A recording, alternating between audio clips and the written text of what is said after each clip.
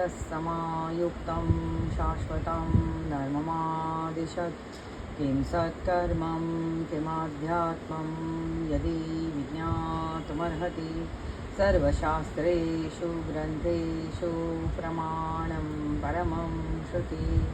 अस्पष्टं च कदा स्पष्टं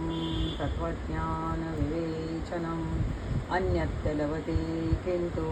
प्रमाणं परमं श्रुति आर्षग्रन्थेषु सर्वेषु श्रुतिप्रामाण्यमेव च सर्वथा सारमारभ्या निजकल्याणहेतवे शुष्कवादर्थाः केचिन्नानि दिशतीति वादिनः सर्वे ते विलयं यान्ति मिथ्याकलकारिणाः नास्तिका वेदनिन्दकाः पाखण्डा वेददूषकाः